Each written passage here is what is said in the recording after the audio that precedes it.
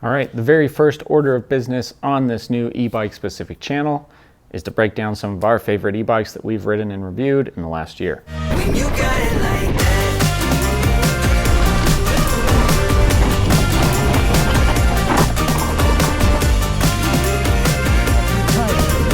Nothing gonna hold you back when you got it like that. So in the lineup for today, we have the Santa Cruz Heckler, the Rocky Mountain Altitude Power Play, the Transition Repeater, the Yeti 160E, and the Giant Trans X Advanced E+. Today we're going to go over where each one shines and try to help you find the best one for you. One quick order of business before we dive in here. We are making this channel the e-bike specific channel, so you won't be finding e-bike content on our main channel. A lot of folks tend to not like e-bikes for some weird reason, and we're not going to force feed them e-bike content on a channel where they don't want to see it. So e-bike content lives here. If you could do us one really big favor, subscribe, like this video, help us get this channel up and running. Who knows, maybe we can even beat the main channel in a year. I've also uploaded all of the relevant reviews that we're going to talk about today on this channel, so you don't have to go back to the other one to go find them. You can just find them here. So let's dive right in. Let's talk about climbing. Climbing on an e-bike is a bit different than on a pedal bike. I really pay attention to things like how much power is available, how smoothly that power is delivered, traction, body position, and geometry. All of those things really, really matter when it comes to climbing on an e-bike. So let's jump in with motors. These 5 bikes use 3 different motors. We've got the Shimano EP8, we've got the Dynami 4, and the Sync Drive Pro. One of these motors really stands out, not only in power availability, but in power delivery. And that's the Dynami 4 on the Altitude Power Play. That is the top dog benchmark for me when it comes to an e-bike drive system. It has 108 Newton meters of power, and it's delivered so smoothly, it doesn't feel torquey and weird. It's really incredible. It makes the bike feel very, very natural. It almost feels like you're just riding your pedal bike until you realize you're going way faster uphill than you normally would. And that extra power is really nice. Where other e-bikes kind of fade out or run out of gas, the Dynami 4 just keeps going. You have a lot of power on offer, helps you climb some really steep, nasty stuff. So that one stands out top dog. Right after that, we've got the Giant Sync Drive Pro, which even though it kind of comes below the Dynami, it is still an incredible drive system for an e-bike. It's powerful, it's quiet, and it is very, very smooth, almost as smooth as that Dynami. And that Giant Trans is a very good climbing e-bike. It has as much power as the Shimano system, and I think it delivers the power smoother than that Shimano system. And one really big benefit is it is way quieter. So if you hate noisy bikes, look at the Giant. So the Repeater, the 160E, and the Heckler all use the Shimano EP8, which is probably the most ubiquitous, tried and true drive system out there. It does rattle. And if that drives you crazy, you might want to look elsewhere. If you can get over a little bit of a rattle in the motor, it actually is a really, really good motor. It delivers a lot of power, it delivers it quickly, so if you do like that kind of punchy, torquey feel, this motor does that for you. Next up, let's talk about traction. Traction is really, really key on an e-bike. Without traction, it doesn't matter how much power you have.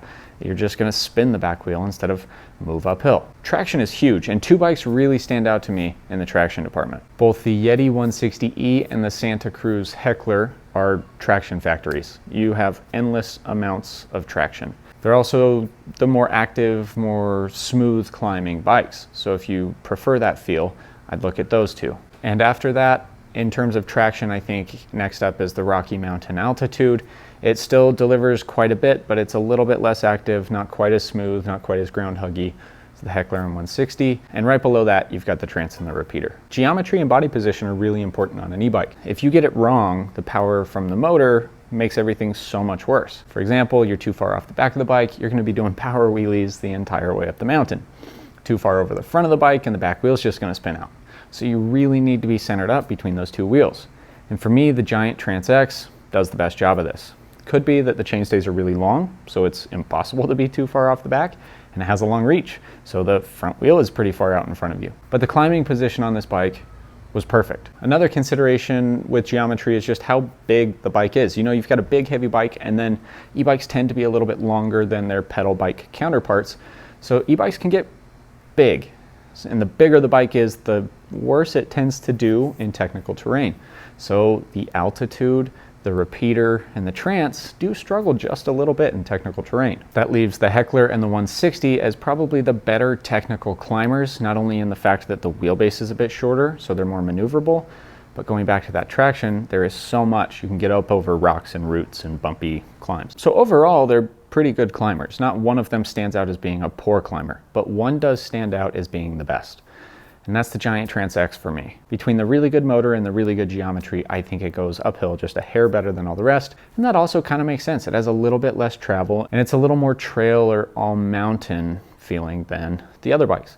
So it does make sense that this bike goes uphill just a hair better than the rest. All right, with the fight against gravity out of the way, two factors really come into play on the downhill for me on an e-bike, and that's suspension and geometry. Most e-bikes tend to feel really good in the suspension department on the downhill. E-bikes are heavier, which makes it a little bit better and easier for the suspension to move, so they tend to feel a bit more plush than their pedal bike counterparts. But two of these really stood out as incredible in the suspension design, and that's the Trance X and the Heckler. Those two are both incredibly smooth over rocks and roots and bumps. Think trophy truck mobbing through the desert and just the wheels are moving and the truck cab is just dead smooth. That's kind of what it feels like riding the Trance and the Heckler. Because of that, they hug the ground well and they give you a lot of traction and control over the bike. The Heckler takes it one step further and somehow ends up being really poppy and playful and lively, even though it might be the plushest bike I've ever ridden. So I don't know how that works, but it is really something special. Next up, we have two other bikes that feel very similar to each other, and that is the Altitude and the Repeater. They both transfer a bit more of the trail up through the bike. You feel the rocks and the roots and the bumps just a little bit more. Not so much that it knocks the bike offline or you're skipping around or losing control of the bike, but enough that you know exactly where you are, which can be really nice when you're on a big, heavy, kind of long bike. Having that feedback from the trail lets you know where you are, and it lets you ride it a little more actively. It makes it a little more fun and kind of negates a little bit of the big, cumbersome bike feel. And then the 160E is a little bit in its own category in the suspension design. It's a little more firm and a little more responsive. Yeti claims that it's the first race-specific e-bike, and that kind of comes through in how the suspension feels and how it's tuned. It feels like it's designed to generate speed, pumping, and cornering. It does feel very quick, fast, and efficient. On the flip side of that coin, it's not the most plush bike or the most playful bike, but it sure is a fast bike. So this will not come as a surprise to you at all, but the Rocky Mountain Altitude is the most capable descender. Between its suspension and its long, slack geometry, it makes short work of the roughest terrain around. However, because of its size and because of its long, ooey gooey travel, it is a little tougher to manage tighter technical terrain. It is not the easiest bike to get off the ground, and it's not the easiest bike to get around a tight corner. But if you want to mob through rocks at stupid speeds, it is really good for that. The Repeater actually isn't too far behind it in terms of capability, but the Repeater pays a little bit less of a penalty on technical terrain, and on mellow terrain, it doesn't feel as unwieldy or as cumbersome. The Trance, Heckler, and 160 all kind of fall really close together in terms of capability and handling. They are all capable and stable, but they bring a little bit more to the table in terms of responsive handling. They're a little bit more fun and engaging to ride, especially on mellower terrain. Let's talk about the Trance X for a second. It's a bit interesting. It has the steepest head tube angle, which does make the steering rather responsive, but then it has the longest chainstays, which kind of negate that steep, quick, responsive steering just a little bit. And it does make that bike a little bit tougher to get off the ground than the 160 and the Heckler. So overall, I really enjoy each of these bikes on the downhill for different reasons. In terms of capability, I mean, you can't beat the Altitude. In terms of fun, I don't think you can beat the Heckler.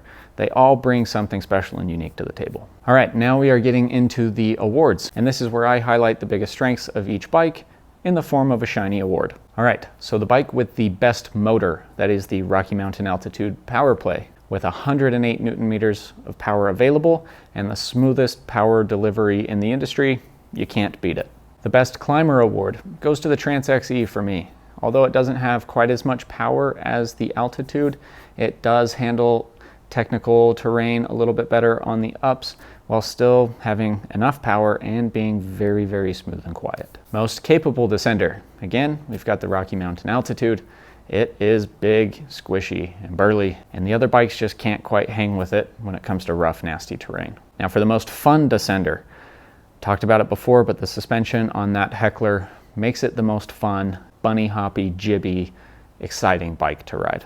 Next up, we have the fastest descender, the 160E. It is designed to generate speed up, down, left, and right everywhere you go on the mountain. So if you want to be fast, 160E. Last up, we've got the most versatile, or the jack of all trades, and that is the Transition Repeater. This bike is the go anywhere bike. It climbs well, it descends well, and it doesn't really sway one way or the other. So who are these bikes good for? This is the part where I'm going to describe a couple different rider profiles. You pick the one you identify the best with, and then that's the bike I think you should buy. The first group are the I bought an e-bike so I could self-shuttle folks. And these bikes are the Altitude, the Repeater, and the Heckler. These folks want rough, nasty terrain. They want to have a lot of fun on the descents. They want to hit jumps. They want to slap corners. And they want to do a couple laps of their favorite downhill. So they just keep looping it. And I don't blame them. I mean, the more downhill time you get in a ride, I think the better. Pro tip, the Heckler and the Altitude have really big batteries for doing even more downhill laps. The next group are the I bought an e-bike to go fast folks. And this bike is going to be the Yeti 160E. These folks only care about destroying the clock. They want all the comms both up and down. Maybe they're short on time, I don't know, but they just want to be fast. The next group are the I just want the plushest bike available folks, and that is the Trance and the Heckler. These folks don't care about anything but having the gooeyest, most dirt bike-like suspension out there. They want a trophy truck for running over every rock, bump, root, squirrel, or whatever gets in their way without ever feeling it. And the last group are the I hate e-bikes because they're noisy folks, and that is the Giant Trance XE. Between the lack of rattle in the motor and the bike itself, it doesn't make a peep. It is the quietest bike in the test. So if you hate noisy bikes, Giant Trance X. So again, we're excited about this new channel. Thanks for sticking around. Help us grow it if you're into e-bike content, and we'll see you next time.